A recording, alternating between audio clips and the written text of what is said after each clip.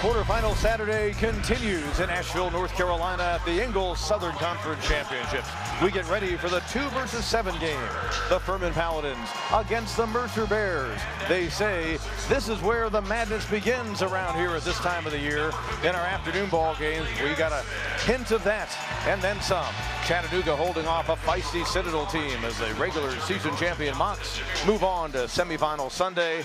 Wofford outlasting VMI by 2, a game that went all the way down to the buzzer as the Terriers hang on for a 2-point win. Now we get set for a nighttime doubleheader, and with Terrence Oglesby, Pete Ganity welcoming you back to Asheville, North Carolina here at the Harris Cherokee Center. During the regular season, Terrence, Furman knocked off Mercer twice, so they'll go for the three-peat.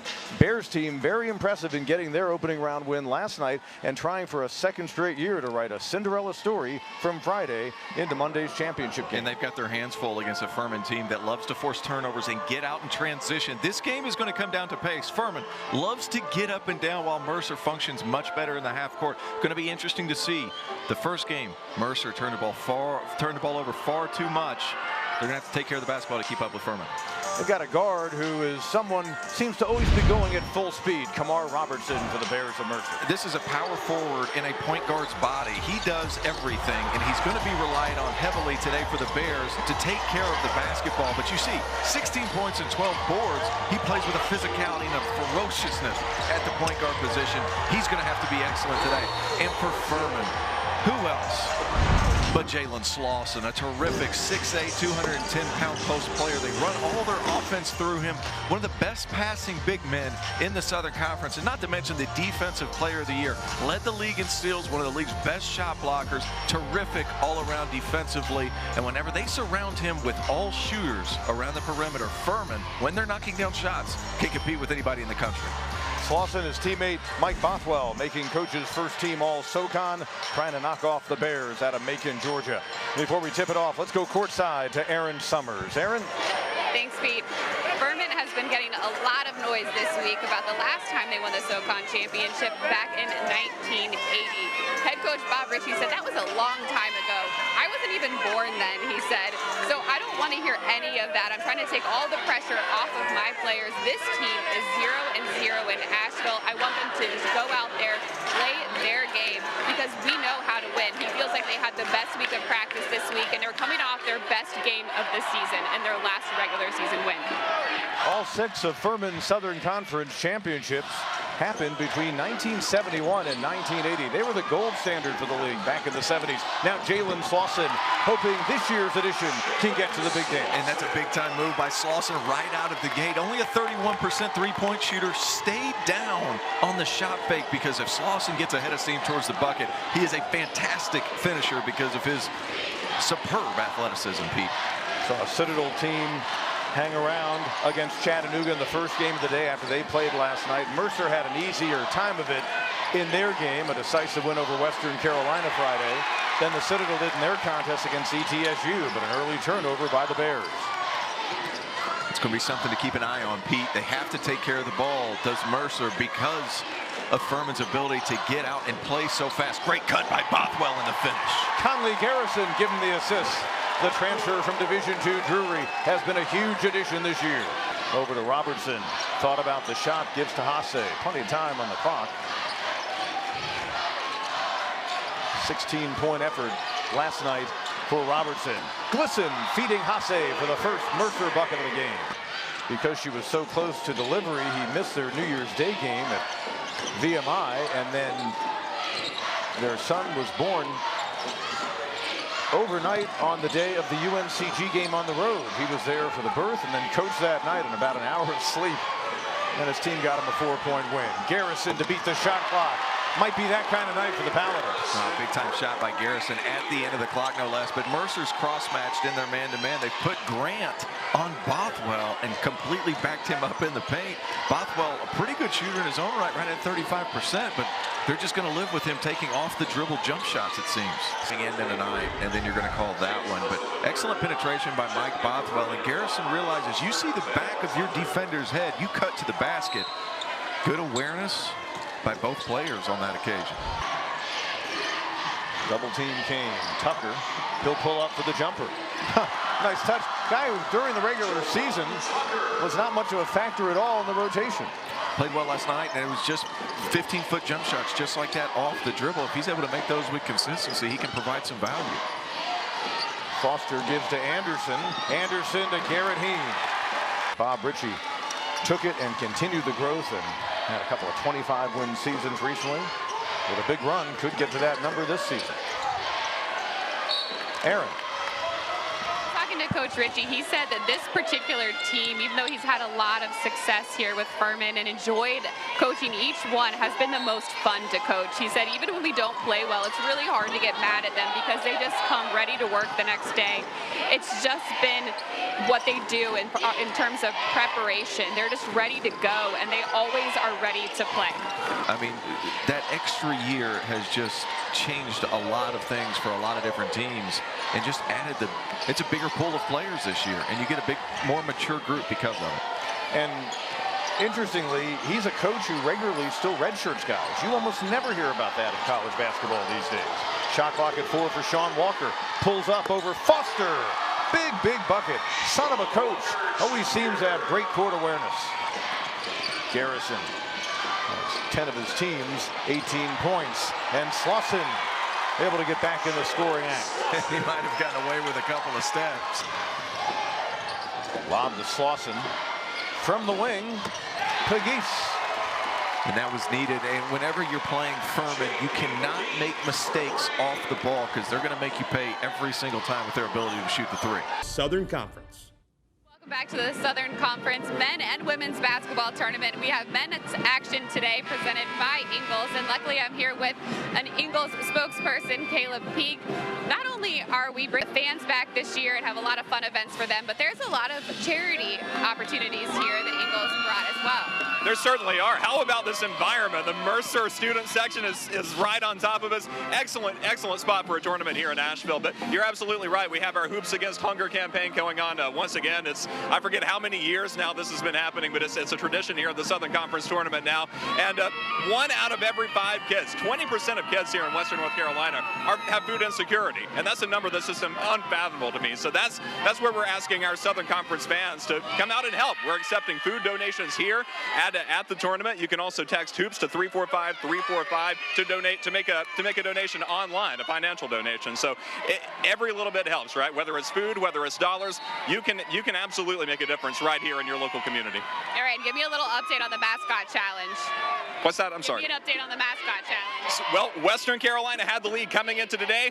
Since that time, Wofford has taken the lead with over 14,000 votes now. Furman is quickly climbing the ladder as well. So you can go to InglesHoops.com and make your vote for your favorite mascot. The winner gets a $1,000 donation from Ingles, and will also submit a $1,000 donation to Hoops Against Hunger in the name of the winning school. So $2,000 is the ultimate prize. All it takes is your vote could end up being the ultimate difference.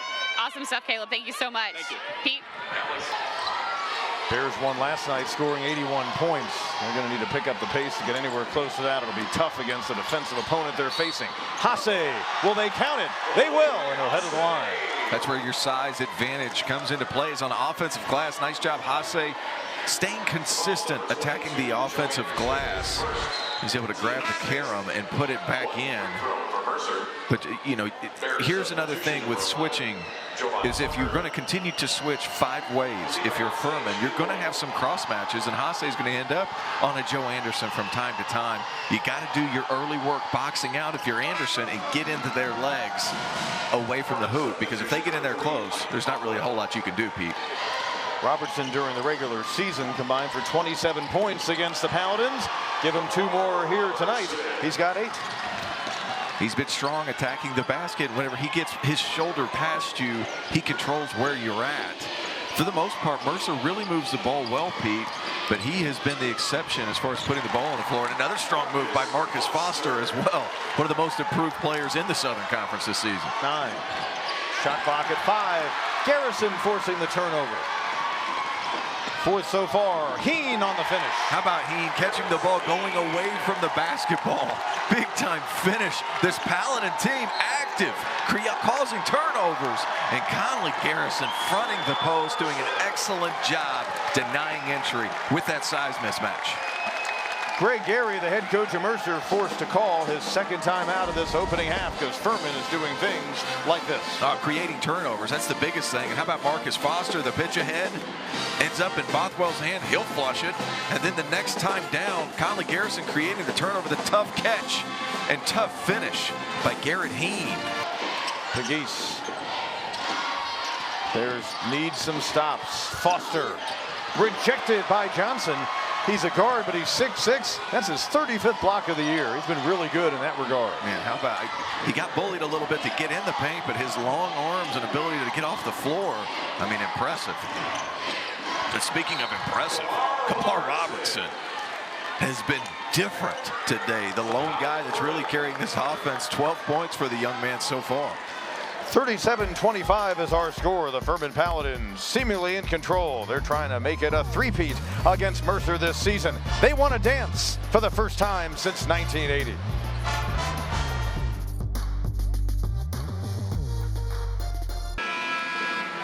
Welcome back. Furman with the 37-25 lead over Mercer late in the first half of play. And Furman lost two really impressive scorers in Noah Gurley and Clay Mounts last season. And a lot of people thought that this team would take a step back. Well, Coach Bob Ritchie said this group took that as a challenge, and they spent all summer long working on their shot. He said this is the hardest working team by far that he's ever had. And that work ethic that they started over this summer just trickled down. Everybody's shots got better, and we're seeing it play out offensively right now. The Paladins are shooting 63% from the floor. Noah Gurley's now at Alabama. Well, that's a great point that Aaron makes. And look, Noah Gurley leaving opens the door for Jalen Slauson to be great. And he was backing up Gurley last season, but you just see the defensive capability, and Slauson just oozes with talent. Watch out. Come on, Pete. Come on, Pete. What are we talking about? Jalen Slauson faking it back door. Bothwell, little head fake, lost the handle. Garrison, big night continues. It's target practice. You get in the paint, you collapse the defense, you look out to Conley Garrison, and you could forget about it. Ball movement for Furman at a high level. And on the other end, Furman just defending, Pete. I mean, they are swarming to the basketball, jumping to ball side. It's ball side at such a high level. It's difficult at points.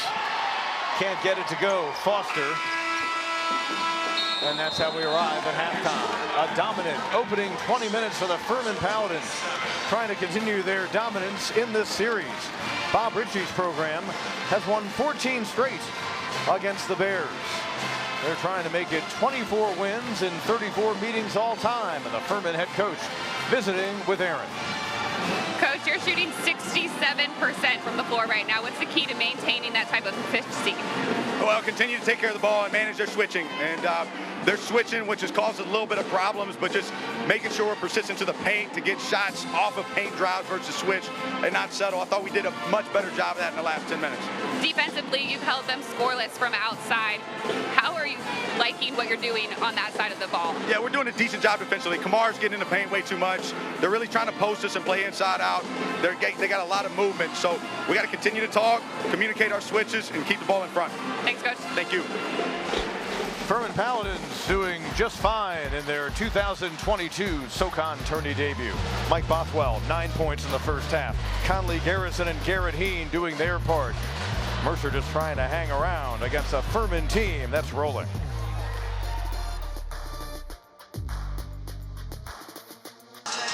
Back in Asheville, North Carolina, getting ready for the second half. Furman dominant in the opening 20 minutes of play, 46-27 here at the break. And with Terrence Oglesby, Pete Yannity back with you. Really, everywhere you look in that opening half in the stat sheet, it is an impressive number for this Furman team. Well, it's been a battle of pace. And Furman does such a good job when that ball's moving and they're running up and down looking for threes. Their ball movement has been fantastic. And on the defensive end, really causing some issues. For the Mercer team, who was excellent last night, moving the basketball, tonight having some more difficulties. And a Mercer team that's been very efficient this year, but the Paladins, when they turned them over effectively, got quick scores, and came out of the gate, mind you, from an offensive standpoint, 7-0. But the defense they played was really impressive in the opening half. Well, it's been active hands, and whenever they're able to get out and run, they are deadly, especially in transition. It could be different guys bringing it up. Alex Hunter, quick off the dribble to Marcus Foster. It just, their defense has been swarming. They've had active hands. Marcus Foster's been terrific, and whenever they've been penetrating in the lane, three-point shooters have been knocking them in. But for Mercer, it's been a one-man show so far. Kamar Robertson played really well yesterday. He's turning Nashville into his second home. He's scoring from all over the place, but 12 points, 2 boards. Like I said, a power forward in a point guard's body plays so physical when attacking the rim. And let's go courtside to Aaron. Thanks, Pete. Mercer head coach Greg Gary said that on the defensive end, they're being lazy on their switches and they're allowing Furman to do whatever they want. And on the other side of things, they're letting Furman's physicality dictate what they're doing offensively. He said we really need to make sure we're going hard in the paint and then kicking it outside. Got to get that three-point shot going, and we have to assert our game plan versus letting them dictate what's going on out there. And to go along with Aaron saying, Furman's just dictating pace. I mean, they're switching, their activity defensively. Whenever they're running, there's not many people that can keep up with them because they have so many guys that can handle the basketball. Furman was terrific in the first half. Mercer's got to find a way to slow it down moving forward. Shot clock, still some time on it. Hasse forcing, making. Tough shot by Hasse, but the ball's stinking on one side of the floor.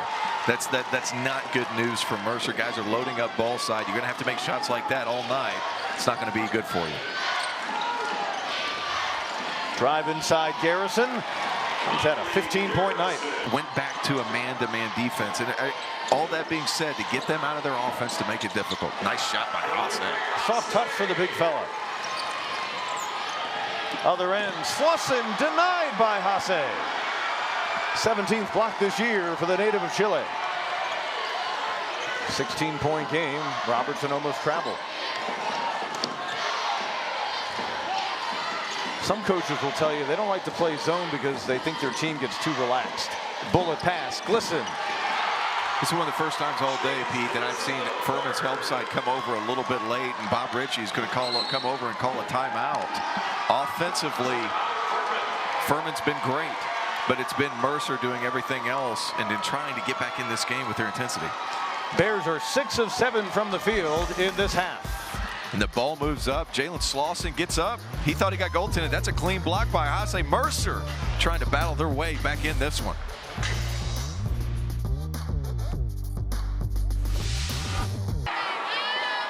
A 56-42 advantage, and the Paladins team. Bob Ritchie calling that timeout. And let's send it over to Aaron. Bob Ritchie telling his team that even though we have a 14-point lead, we cannot sit back right now. We'll be okay if we start guarding. We cannot let Mercer do whatever they want out there. Put a big emphasis on defense the rest of the way, guys.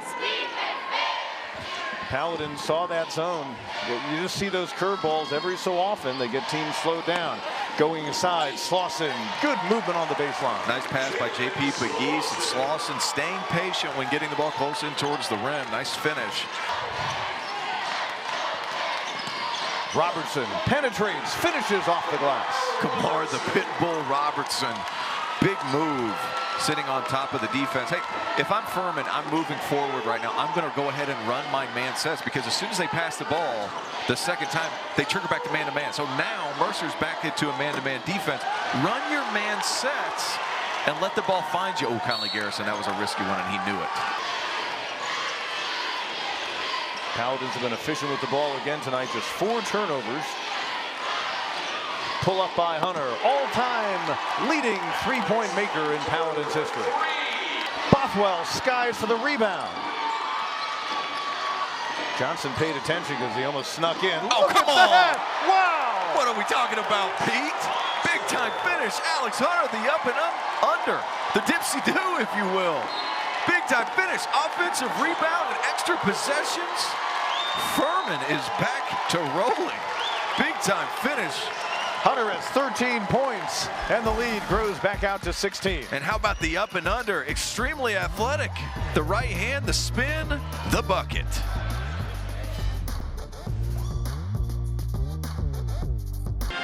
Welcome back to Southern Conference Tournament action. The Furman men up 16 over Mercer here, and the Furman women getting ready for their game tomorrow against the Furman women. I'm here with head coach Jackie Carson. How excited are you guys about your championship matchup tomorrow? Absolutely excited. This is the most fun I've had in a long time coaching this group. They're super excited. This has been an expectation all year, so we're excited to take the floor tomorrow. What's going to be the mentality of the team going in? We always want to have three outcomes: have a lot of fun, play together, and play very connected and execute. So as long as we do that, we'll be fine. How special is it to take somebody like Tiara Hodges to the championship game? Well, this is the goal. This is the goal. I really wanted the player of the year for her. She really wanted the championship. So to be able to get her to this point has been really special for our program. All right, awesome to see here, supporting the guys. They came and watched you guys earlier this week. Yeah, absolutely. The guys have been tremendous supporters. Bob's a great friend, and we're great allies for one another. So this is going to be exciting. All right, thanks, and good luck tomorrow. Sounds good. Jackie Carson getting ready to coach in a second Socond championship game since 2019. She won the title as a player, was the player of the year. An alumni. 2 times. Yeah, an alumni coming back and winning it as a coach, too. That's got to mean a lot. Geico play of the game, Alex Hunter looking to extend his Furman career. And not just a three-point shooter is the fifth-year senior from Raleigh. He's also an assist guy with Jalen Slauson finishing just like that. Slauson defensive player of the year. He can play offense too. Big-time finish by Slauson and the perfect pass by Alex Hunter. And the Furman Paladins will improve to 21-11 on the season. 15 straight against the Mercer Bears, and Bob Ritchie's team denied last year in the Socond quarterfinals, moving on to the semis, 1 win away from playing for another Socond championship. An all-around impressive performance by Furman, swarming on the defensive end, creating some turnovers, especially in the first half. Second half defense fell off a little bit, Pete, but for the most part, ball moved, guys made shots, and they can really damage you whenever all guys are hitting from the perimeter. 80 points, and it was a balanced effort. 5 guys in double figures. That is huge for Furman, because that means the ball's moving, guys are finding open spots, and they are connecting. Excellent performance by Furman. As they say at this time of the year, the bracket has held chalk. All the higher seeded teams have come away with wins.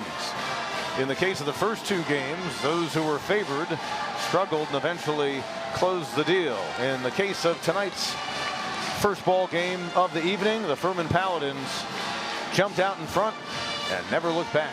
80-66 winners.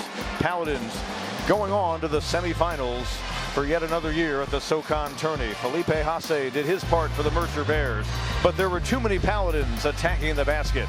In the end, turns out that 4 Furman players score in double figures. Come back to us in just a little bit for the nightcap of Sanford and UNCG. For now, for Terrence Oglesby and Aaron Summers and our great crew, Pete Kennedy saying so long from Asheville.